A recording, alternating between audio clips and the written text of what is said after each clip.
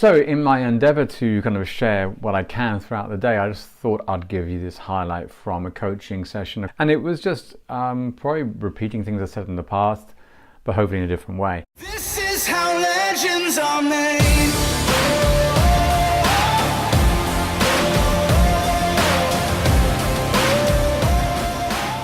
And it's about perspective and about how we can try and break out of the thinking that the way someone treats us or the way they're behaving towards us or interpretation of that is the only one.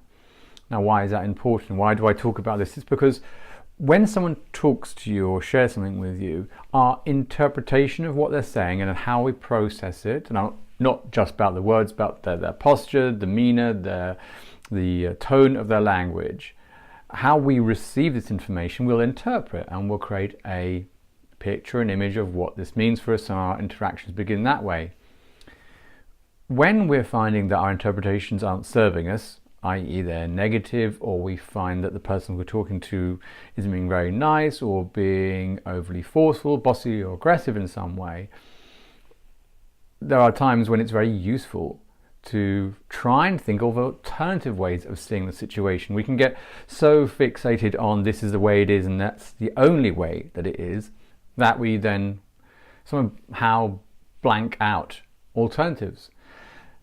Now, it's important to recognize that when I talk about alternatives or different ways of looking at it, it's not about saying the way you're currently seeing is wrong. It's that if you occupy just one position, then you're not going to see an alternative way of looking at it. And by keeping in that one position, very much means that you're going to stay with maybe a sense of frustration or upset. If we have alternatives to choose from, and not disregarding that maybe our original thought is correct, we're less likely to react in a less useful way. We can find an alternative. We can see that maybe there's our way that could be, but there could be 4 to 5 or even 6 other ways this could be interpreted, or we can look at it through the other person's eyes and come up with different meanings. We now have choice. If we only believe one version of the reality we're seeing, well, then we are making our choice out of one thing. If we have 5 or 6, well, that's more useful to consider. We can then have different ways of interacting. We can have a bit of distance. We can think, well, maybe it's not me, maybe there's other things going on for that person, and we won't probably respond in a similar tone. We may be more empathetic or compassionate to that person. So that's what I wanted to share. How and why it's important to break some locked thinking by having alternatives to look at, to have some variety. I mean, it's like going to a restaurant that has a salad bar. If you imagine that your single response currently is going to be just, I only see cherry tomatoes, well, that's all you're going to see. Imagine a spotlight just in that section, that's all you're going to see.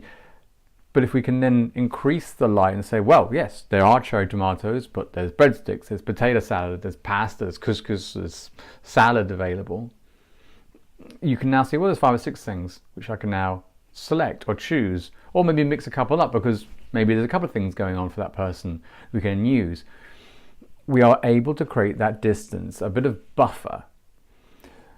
And rather than having those kind of knee-jerk reactions to these situations, when we think of alternatives, we have choice. We could think, well, it's this, or it could be something else. With that a bit of breathing space, with that bit of distance, we're able to maybe reduce our responses so we can actually hear what the person's saying and have a better communication style. So it was just that I wanted to share. There's a bit of a headline from the conversation which I think just highlighted again. Our interpretation of reality is personal to us. It's not shared, it's unique through our history and our perception, our filters. By understanding that, by realizing that we could choose alternative ways of seeing the situation, because at the end of the day it's all speculation because we don't actually know. By having these alternatives, we might find a better way of responding, an alternative way of responding that's actually healthier for us, or at least a healthier mindset. So when you're engaging with a conversation and you feel that maybe it's coming across aggressively, or it's quite domineering, or in some way it's upsetting you, in whatever form this may be, if you're able to practice, even if you're kind of begun to react already, but as you're reacting, think, well, what else could this mean?